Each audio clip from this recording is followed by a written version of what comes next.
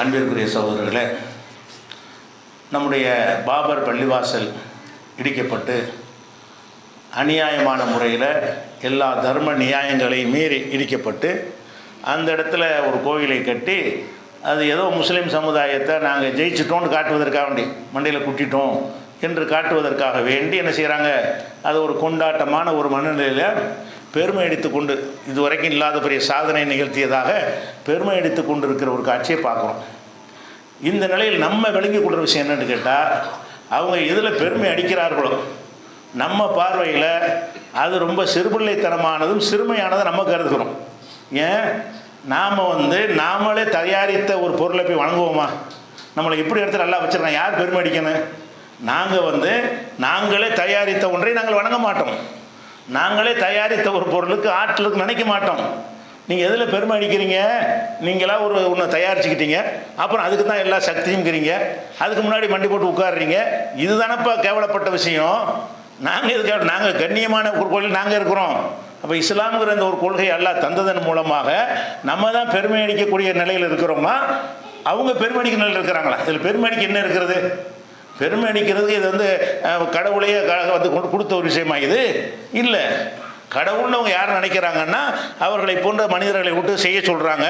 செஞ்ச ஒரு பொருளை கொண்டு வச்சுக்கிட்டு இதான் கடவுள், இவங்களா செய்கிறாங்க, இவங்களா வைக்கிறாங்க, அப்போ தான் நீ தான் எல்லாம் செய்வேன், நாட்டுக்கு முன்னேற்றம் தருவேன், எங்களை வளர்ச்சியை கொண்டு போவேன்னு கேட்குறாங்கன்னு சொன்னால், அப்போ ஒரு பிரதமராக இருந்தாலும், ஜனாதிபதியாக இருந்தாலும், பெரிய உயர்ச்ச நீதிமன்ற நீதிபதியாக இருந்தாலும், அறிவாளிகளாக இருந்தாலும், விஞ்ஞானிகளாக இருந்தாலும் இந்த விஷயத்தை விளங்காமல் இருக்காங்களே. நம்ம உருவாக்கின பொருள் எப்படி கடவுளாகும்? நம்மளே ஒன்று இதை தயாரித்து கொண்டு இதை கடவுளுங்கிறமேன்னு சொல்லி அது அறிவுபூர்வமாக சிந்தித்து பார்த்தால் இது பெருமைக்கு ஏதாவது இருக்கா? பெருமை யார் அடிக்கணும்? எங்கள் பள்ளிவாசல் நம்ம இழந்திருந்தாலும் நம்ம பெருமை அடிக்கலாம். எப்படி? ஒரு காலத்திலையும் நாங்கள் கடவுளாக்க மாட்டோம், மண்ணை கடவுளாக்க மாட்டோம். ஒரு பொருள் என்னவா இருக்குதோ அந்த பொருளாகத்தான் பார்ப்போம். இது மைக்குன்னா இது மைக்கு தான், இதை வேற ஒன்றாக நாங்கள் பார்க்க மாட்டோம். அதான் அறிவு.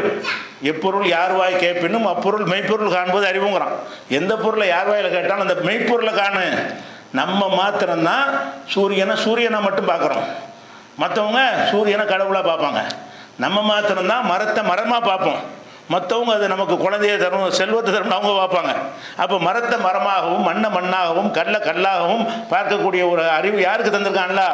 இந்த லா இலாஹ இல்லல்லாஹ்ங்கிற அந்த கலிமாவை ஏற்றுக்கொண்ட அத்தனை மக்களுக்கும் அல்லாஹ் கொடுத்த ஒரு கிஃப்ட்டு. ஒரு காலத்தில் சுயமரியாதை இழந்து மானத்தை இழந்து நம்ம என்ன செய்ய மாட்டோம்? இந்த மாதிரியான ஒரு அறிவீனமான செயல் நம்ம செய்ய மாட்டோம். இதில் என்ன நீ இப்போ நாங்களே பெருமை அடிச்சுக்கிறேன்னு? பெருமை அடிப்பதாக இருந்தால் யார் பெருமை அடிக்கணும்? நாங்கள் எப்படி நிற்கிறோன்னு பாரு. பெரிய பெரிய விஞ்ஞானிகளுக்கு அறிவாளிகள்லாம் கிடைக்காத பகுத்தறிவு எங்களுக்கு கிடைச்சிருக்கு பாரு. பெரிய விஞ்ஞானிக்கு இந்த அறிவு கிடைக்கல, பெரிய தலைவர்களுக்கு கிடைக்கல. அவங்க எதை வேண்டாலும் எதன் கீழே வேண்டாலும் விடுவதற்கு தயாராக இருக்கிறார்கள். தங்களை விட கீழே உள்ளதுன்னு தெரிந்து கொண்டே மேலானது என்று கற்பனை செய்கிறார்கள்.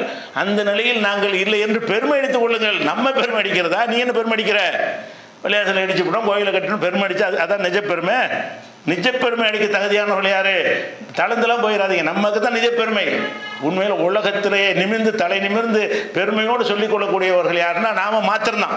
முஸ்லீமில் சாதாரண அடித்தட்டில் இருக்கிற ஒருத்தனுக்கும் இது தெரிகிறது. எது தெரியுது? இது என்னவோ இது அந்த பொருளை இந்த பொருளாக மட்டும் பார்க்குறான். என்னடான்னு கேட்டால் கத்தரிக்கான்னு பார்க்குறான். வேப்ப மரத்தை வேப்ப மரமாக பார்க்குறான். ஒருத்தன் வேப்ப மரத்தை கடவுளாக பார்க்குறான். அப்போ இந்த அடிப்படை சாதாரண நேற்று இஸ்லாத்துக்கு வந்தவனுக்கு இது தெரிகிறது. அப்போ எப்படிப்பட்ட ஒரு அறிவை எல்லாம் தந்திருக்கிறான்? பல்கலைக்கழகங்களில் படித்தவனுக்கு கிடைக்காத ஒரு அறிவை சும்மா இந்த மந்திரத்தை சொன்னோன்னு கிடைச்சிருது. லா இலாஹ இல்லல்லாஹ்ங்கிற இந்த மந்திரத்தை சொன்னோன்னு என்ன செஞ்சிருது? இந்த ஒரு கொள்கை எல்லாம் தந்திருக்கிறான். அதனால பெருமை அடிக்கிறார். நம்ம வெக்ஸ் ஆகி போய் தாவத்தாக்கு தேவையில்லை. நம்ம நெஞ்ச நிமித்தி நிற்கலாம். நீ என்னத்தை செஞ்சாலும் எங்களை மண்டையில் தட்டலாமே தவிர எங்கள் கொள்கை நீ தட்டவே இயலாது.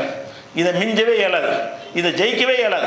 நாங்கள் எதை கொள்கையாக ஏற்றுக்கிறோமோ அந்த இஸ்லாத்தை ஒரு காலத்தில் உன்னால் எவனாலையும் ஜெயிச்சிட முடியாது. எங்களை போட்டு அடிக்கலாம் உதைக்கலாம் செஞ்சுட்டு போடலாம். எங்கள் மனிதர்களையும் ஜெயிக்க முடியுமே தவிர அல்லாஹ்வுடைய அல்லாஹ் எந்த கொள்கை நாங்கள் ஏற்றுக்கிறோமோ அதை உன்னால் ஜெயிக்க முடியாதுங்கிற மனசில் வச்சுக்கிட்டீங்கன்னா இதெல்லாம் ஒன்றுமே தெரியாது, நம்மளை பாதிக்காது.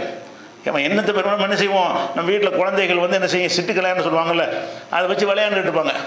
இது வாப்பா, இது இம்மா, இது உம்மா, இது அண்ணன் ஒரு பொம்மையை வச்சு விளையாண்டுட்டு இருப்பாங்க. அந்த மாதிரி நம்ம பார்க்குறோம். நம்ம எப்படி பார்க்குறோம்?